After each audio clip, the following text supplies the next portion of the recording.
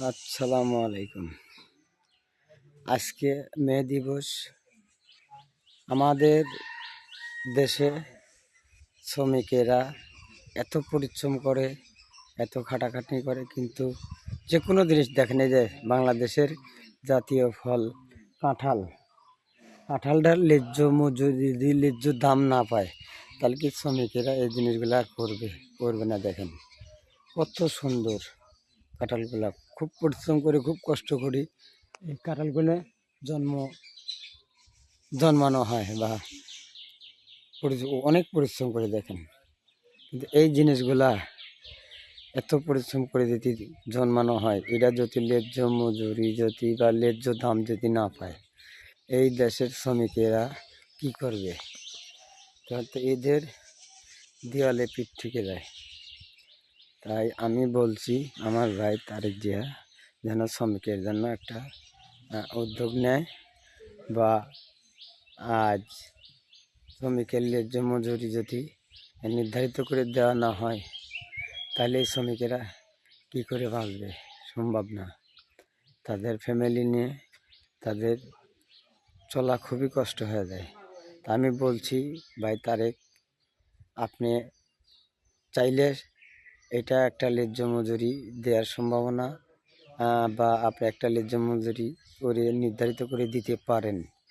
তাই আপনি সংসদে আছেন, সংসদের নেতা আমাদের পাবনা জেলার গফুর ভাই, আপনার কাছে আমার একটা রিকোয়েস্ট, আমাদের শ্রমিকের জন্য, কৃষকের জন্য ন্যায্য মজুরি যেন কাঠামো হয় বা একটা নির্ধারিত করা হয়। এই বলে আপনাকে বলছি যে আপনি নিজে হয়তো সংসদে আমার ভাই তারেকের কাছে আবেদন করেন। না হলে দেখেন, দেশে ঠিকমতো মানুষ কাজ করে খেতে পারে না। কিভাবে সম্ভব?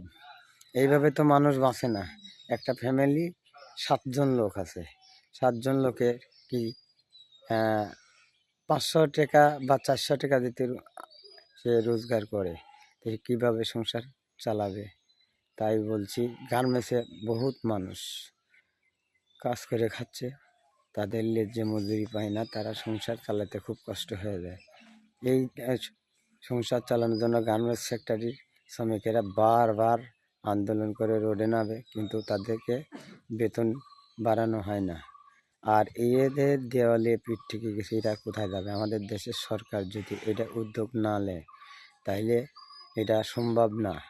শ্রমিকরা, বহুত শ্রমিক মারা গেছে, বহুত শ্রমিক, দেখেন বহুত শ্রমিক মারা যায়। গার্মেন্টসের মালিকেরা তাদেরকে কোনো টাকা পয়সা ঠিক মতন দেয় না।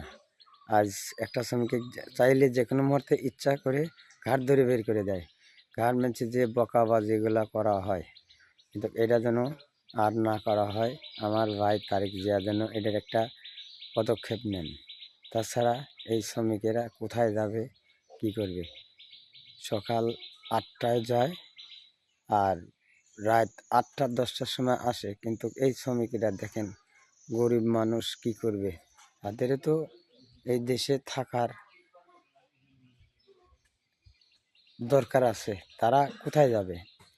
তারা দু চোখে না দেখে, ভাই, চোখের ঘাম মাটিতে ফেলে একদিক দিয়ে কান্না করে, আর একদিক দিয়ে ডিউটি করে।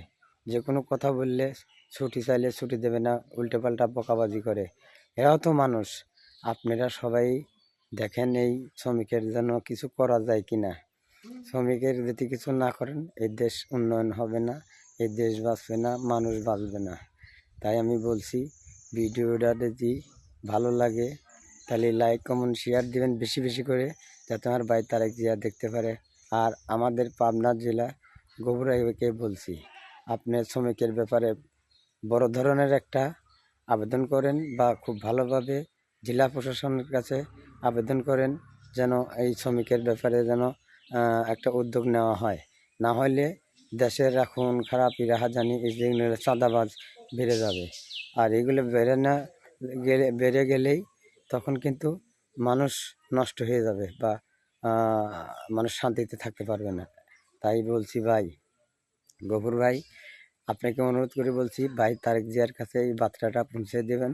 লাইক, কমেন্ট, শেয়ার দিয়ে সবাই পাশে থাকেন। বেশি বেশি শেয়ার, লাইক কমেন্ট করবেন যাতে আমার ভাই তারেক জিয়া জিনিসটাকে দেখতে পারে। আসসালামু আলাইকুম।